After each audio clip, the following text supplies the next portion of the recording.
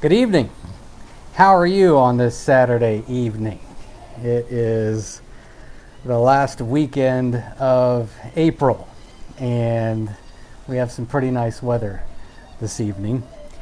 Welcome to another conversation at the table. I'm Chad Brusson. I'm the lead church planter at the table of Los Fresnos. So glad you can spend a little bit of time with us. If you happen to be on Facebook this evening, I don't know how many of you are on right now, but so glad that you could be with us and participate with us here at the table. Don't know what you've been doing with your weekends, what you've been doing to shelter in place. I know for many of us, we've been getting around to projects that we haven't been getting around to. One thing that we're doing as a family, it's not necessarily a project, but we haven't, and the other thing too is we're not necessarily binge watching, but we have begun working our way through the Harry Potter series again. My vote was for Tolkien, and I got turned down. That'll be next, apparently. But yeah, so we've been watching the Potters about one a night and making our way through the Potters. I think tonight later we're going to watch the Order of the Phoenix or something like that. So anyway, hope you're enjoying your time as a family and spending time with your families as you shelter in place. This being Saturday, we are Mythbusting. And before we get to the Mythbuster, just this little plug for tomorrow. Tomorrow we're starting a new series at the table of Los Fresnos, and the new series is entitled Quarantine. And we'll be looking at a variety of characters over the next few weeks, characters in the Bible who spent time in solitude and by themselves in quarantine. And we're going to look at what happens to the gospel and what's going on with the gospel as these Bible characters are in quarantine. What happens to the gospel? What happens to mission? So I hope you join us tomorrow right here on Facebook, on YouTube, 10:30. And we will have our morning worship, and we will be beginning our new sermon series on quarantine. Tonight's Mythbuster. Tackling things on these Saturdays, things that we've seen on the internet, things that we've seen on Facebook, Twitter, that what's going on as far as the connection to the Bible concerned, not really that strong. In fact, there's some really bad thoughts and ideas that go floating out there that parade themselves as being from the Bible, but once we start taking a look at what's going on in the particular passages or Bible verses that are being quoted, we begin to see, probably not going on what people are quoting the verse for. And so we're doing that again tonight. Now tonight is a risk. I will say right up front, this is kind of risky. And I'll say it this way. It's a risk because this one tends to be personal. And you're going to understand why in a moment. It's a passage that we have seen in just the past 5 or 6 weeks all over the internet being applied to what's going on with our coronavirus pandemic. And it's a verse, though, that is also quoted often outside of the coronavirus pandemic. And so that's what makes it personal. It's personal. This passage has always been used in the way that we're going to be talking about, especially around the time of graduation. And now the gig is up. Jeremiah 29:11. It may be one of the most misused verses in all of the Bible. It's right up there with the don't judge verse. It's right up there with the I can do all things through Christ who strengthens me verse. It's right up there with any of those verses that are used for special occasions and circumstances that really have nothing to do with the context or where that verse is located or what's happening in that particular passage, taken out of context. And certainly this is true here in this pandemic. And with all of the well-meaning verses that have been offered throughout the pandemic to help us get us through and encourage to get us through, this is one that shows up quite frequently. We've already dealt with a couple that are being used in similar fashion. Psalm 92, Isaiah 43, Jeremiah 29:11 is another one of those verses that gets quoted and gets applied in a way that wasn't really meant to be applied.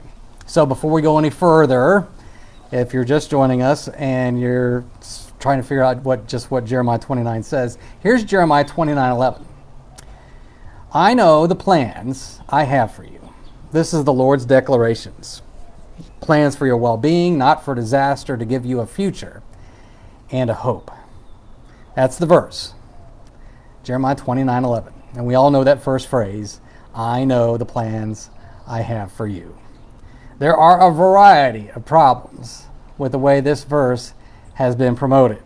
We're going to tease out a few of these, one of which we're not going to tackle because it's a thorny issue as well. You know, it's kind of one of those that's tucked in to Jeremiah 29:11. We're not going to deal with it per se tonight. That'll be for another time. And again, by the way, if there's something you want to look at, these conversations at the table, these conversations, I have things that I want to talk about, but if there are things that you want to talk about, leave those in the comment section and we'll get to them. I promise you. Because this isn't about me, this is about you. This is about helping you. So, with that said, Jeremiah 29:11. First of all, just like Psalm 92 and Isaiah 43, this is one of those verses that becomes part of the whole name it and claim it universe. In other words, name that promise and whatever's going on in that verse is going to happen for you. We've already looked, you can go back and look at the other conversation, the other Mythbuster dealing with Psalm 92. The Bible doesn't work that way. The whole name it and claim it thing is not true.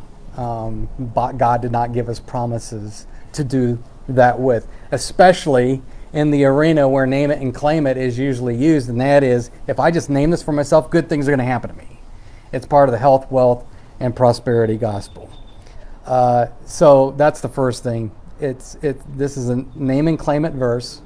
If I simply hold on to the verse and I claim this verse to be true, then whatever's happening in this verse, the disaster is not going to happen to me. And again, that is not the way we are to read this. That's not what's happening in this context. And in fact, that's never true about any of the contexts in which those verses are cited. Name it, claim it is simply a faulty paradigm for reading and understanding the Bible. The second thing I've already brought up is health, wealth, and prosperity. And again, looking at the context, this is written to, Jeremiah is talking to Israelites who are in Babylon. We're going to get to that in a minute. He's talking to Israelites who are in Babylon. He's in Jerusalem and he's writing to Babylon. He's sending this as a letter. This verse, for those that are living in Babylon, is also not something that is promising them health, wealth, and prosperity. That's not happening in this text. You're going to see that here in a minute. They are to seek the peace of Babylon. That's also in this passage. But this is not promising them, if they cling to this promise, if they cling to what Jeremiah is saying, then everything is going to turn out okay. I know the plans that I have for you, and they're grand and glorious. That is not what is happening in this passage. But a lot of well-meaning people, especially those that are the health, wealth, and prosperity preachers, they're going to make this verse seem like it's saying that, and it's not. That's not the way Jeremiah intended it, and that's not the way God wants us to read it. Ultimately, this is in the context of Jeremiah addressing false prophets and the problem of false prophets, both in Babylon and in Jerusalem where he's at. And we're going to get to that in just a second. Jeremiah 29. The context for this particular verse is judgment, and it's for people living in Babylon. And the overall big idea that is happening in this verse is Jeremiah is telling them, make the best use of your time in Babylon. You're going to be there a while. So you make the best use of your time. God is promising them, I'm going to watch over you. I have plans for you. I have a future and a hope. But right now for you, you are to be in Babylon. Now, they're in Babylon for a reason. They're in Babylon because they disobeyed God. And that's God's judgment. And the context of this is, we're going to read the full, we're going to spend some time, we're going to look at this entire context here. The entire context is, they have people telling them, false prophets, that, hey, this is going to be over soon. You get to go back to Jerusalem. They've been carted off hundreds of miles, taken out of Jerusalem, forced into glorified slave labor. It is slave labor, but many of them are in, like Daniel, are in positions of government. They have jobs. They are producers for the economy. They have been assimilated into the Babylonian economy. And of course, the Jews, they just want to go back home. They don't want to be in Babylon. And so they got false prophets telling them, hey, you know what? This is going to be over soon. I had a vision from God. He's saying, this is going to be, and God's saying, Jeremiah 29, no, that's not true. I said you're going to be in exile for 70 years. Some of you are going to die in Babylon. Because it's going to be 70 years. And you need to stop listening to these guys that are saying it's going to be over soon. The other thing that's going on here, just as we saw in Isaiah, the ultimate context for this passage is salvation. And what is going on in salvation. And that's the future and the hope. Let's read this passage. I'm going to read this passage, and you're going to begin to pick up some of the themes that I'm talking about. And I want to show you from this passage where Jeremiah 29:11 fits in. So bear with me, please. So this is what the Lord of armies, starting with verse 4, the God of Israel says to all the exiles who were deported from Jerusalem to Babylon, and remember, Jeremiah is writing from Jerusalem, build houses, and live in them. Plant gardens, eat their produce. Find wives for yourselves, have sons and daughters.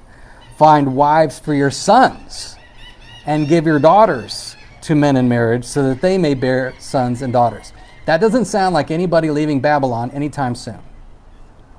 God is saying, you're going to be there a while. Pursue the well-being of the city that I have deported you to. Pray to the Lord on its behalf, for when it thrives, you will thrive. You're going to be there a while. So, make the best use of your time. You serve where you've been placed, and you pursue the peace of wherever you're at. And then he says, verse 8, this is what the Lord of armies says, don't let your prophets who are among you deceive you. Don't listen to the dreams you elicit from them, for they're prophesying falsely in my name. I have not sent them.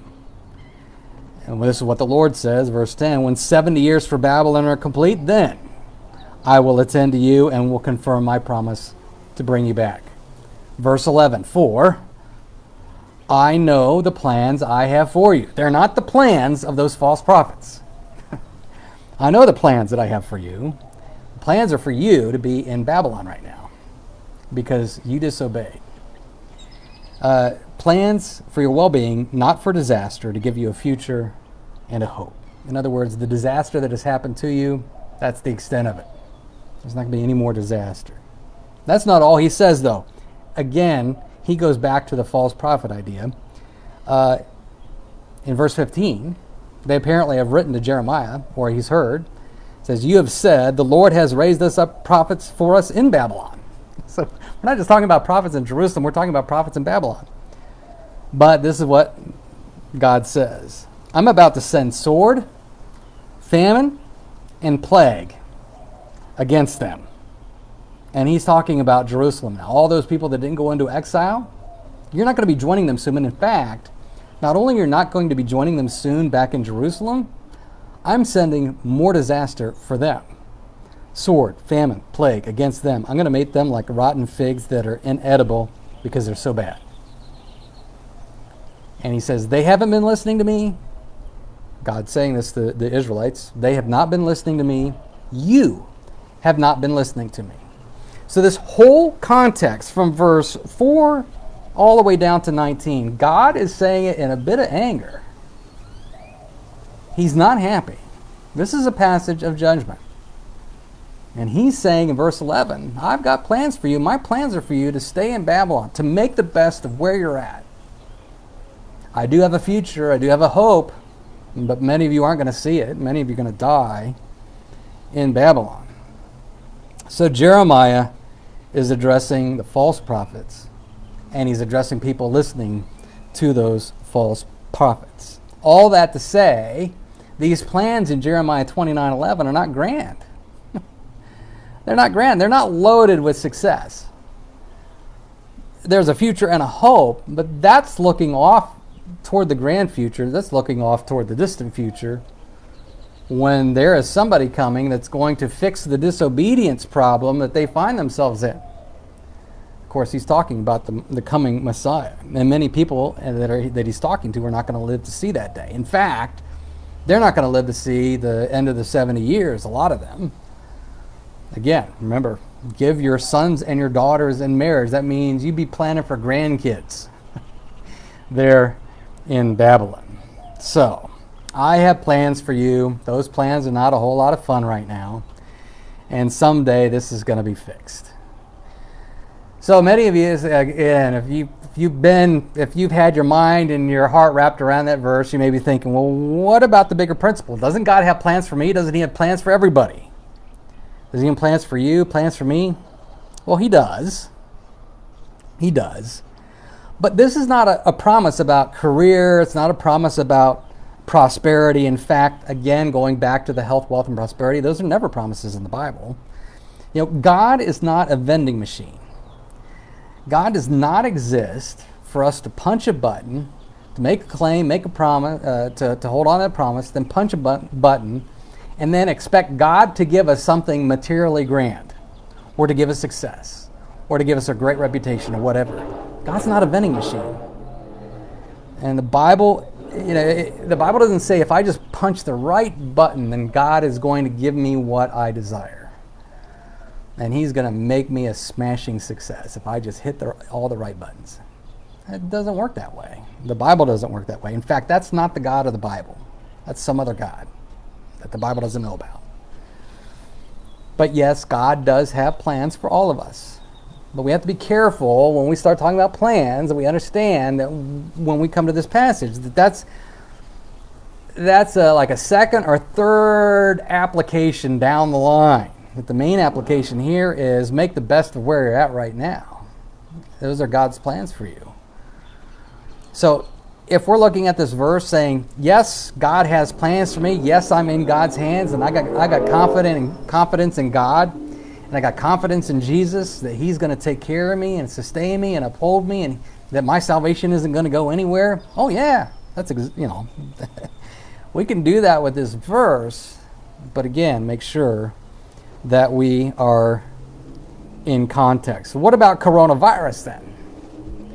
Again, in this myth busting, it's why we're even talking about it. This is not a promise that coronavirus is not going to touch us. And again, we dealt with this a few weeks ago. These Old Testament passages are not promising what people claim they are. That God is not going to allow disaster to fall on me. That God is not going to allow bad things to happen to me. Because the reality is, in God's grand scheme and God's sovereignty, he does allow those things to happen. That's why we go to Luke 13 for these particular passages, where Jesus says, yeah, bad things happen, and these things don't happen because somebody sinned. It's not because you sinned. It's not because you didn't have enough faith. No, it's just what happens in God's sovereignty. And then the question for any of these situations is, am I repentant? Am I holding on to Jesus in faith? That's the question for any of these things. So again, the Bible doesn't work the way that some would say, and like that's a verse that you can hang on to. Nothing bad is going to happen to you. Because the Bible doesn't work that way. And again, that's the other thing too. We can't come to these passages and have them say to us anything we want them to say. We have to read the Bible in its context. We have to read this as Jeremiah wrote it, understand who he's writing to, and then make our application to us through the cross, through Christ's death and resurrection. But there's a context. We can't just make the Bible say whatever it is to say. If disaster falls on me, according to this passage right here, it doesn't mean That I don't have enough faith? That I haven't been obedient? No, it's none of that. Again, God's sovereignty doesn't work that way. One of the bad things that I see, we talked about this earlier, one of the bad things I see in the coronavirus pandemic, when people are reading these verses, when they're talking about God's sovereignty, they want to be able to read the tea leaves of God's sovereignty. And Jesus in Luke 13 is basically saying, stop it. We don't know why God is doing certain things. We don't have the Bible. We can't go to Jeremiah 42:76 and read, in 2020 there's going to be a coronavirus and it's going to take over the world, and when that happens, we don't have any verses like that. So God is not written explicitly. We have principles to help us through, but we don't have, it doesn't say there in Jeremiah 47:62 that the reason God sent the coronavirus in 2020 was because there was a bad guy on the corner of Pita and 7th and Los Fresnos, and I'm judging the world because of that guy. We don't have a verse like that now.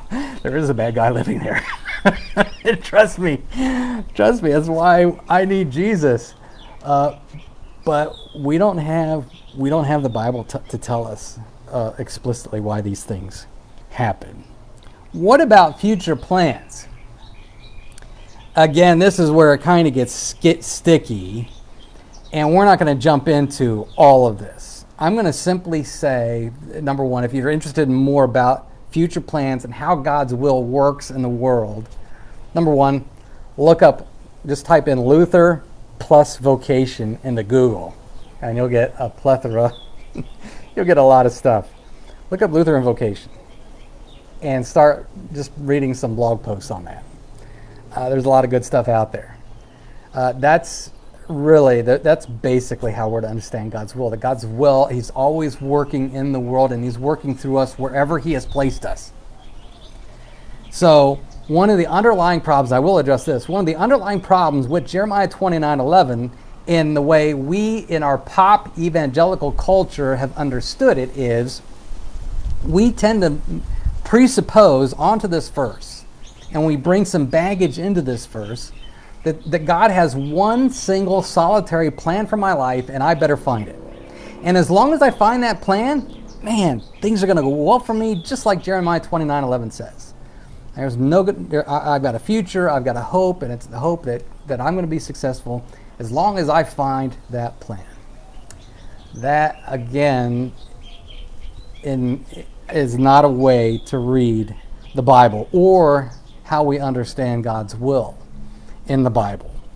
That view of God's will and finding that one single solitary plan for your life, like it's the middle of a bullseye and a target, that idea has only been around since the late 1800s, and it worked its way through the 20th century and then became the standard way of understanding God's will.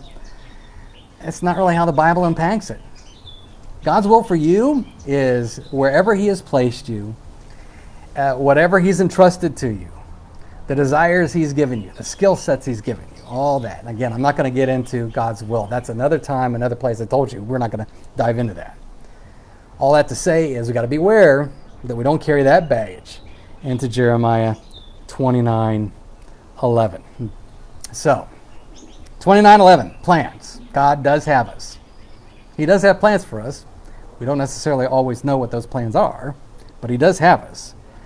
The future and that hope, again, the Old Testament is anticipating Jesus. God's plan for Israel is for Israel to settle down, take wives, have children, have grandchildren, make the best use of their time there. Ultimately, He is going to bring them back, but really, even when they go back 70 years later, that's not the return from the exile that the Bible anticipates. The Bible is anticipating return from exile a few hundred years later, when there's a little baby born in a manger. That's the future. That's the hope that they can stake their lives on in Babylon. that someday there is going to be this big, grand Messiah figure that we've been told about time and again. In their day, they were told about a Messiah that was coming. And he is going to fix the disobedience problem for Israel once and for all. He's going to give them a new covenant. He's going to give them a new heart. Jeremiah 23. That's a few chapters later. Just read it. There's some good things coming in the new covenant. It's all coming in Jesus. And so, as you read Jeremiah 20:11, understand this has happened for you. Jesus came for you. Jesus died for you. Jesus rose for you. That's the future and the hope that you can stake wherever you're at right now on. That's for you. That grace is for you. So keep your focus on that, especially in this time of the pandemic. One other thought before we leave, and I do want to say this because, again, somebody looking at this is like, man, I can't believe he's just saying that about this. I get it. I understand it. Please hear me. I'm attempting to do this in humility, but trying to be faithful to what Jeremiah is saying.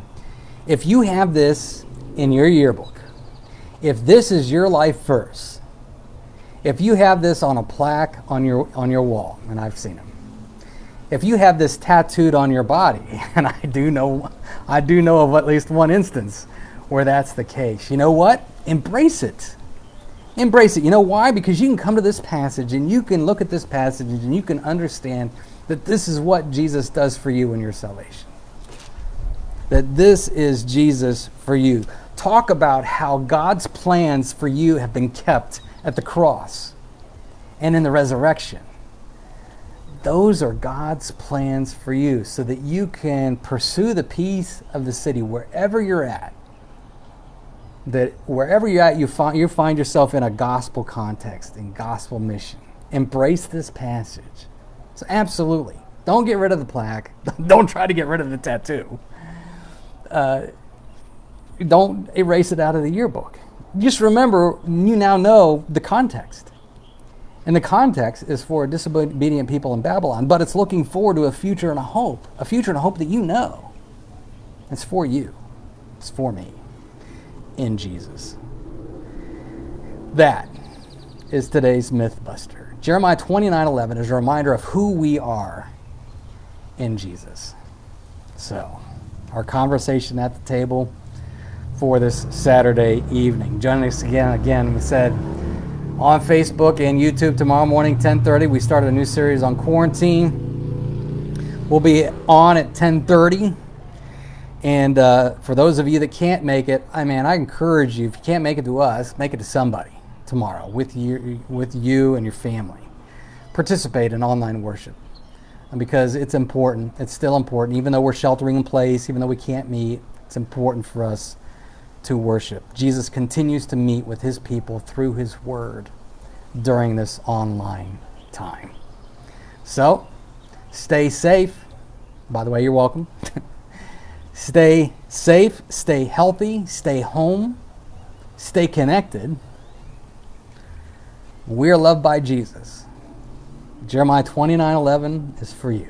Jeremiah 29:11 is for me. This is who we are in Jesus. We are loved by Jesus for the love of Los Fresnos. Have a great Saturday evening.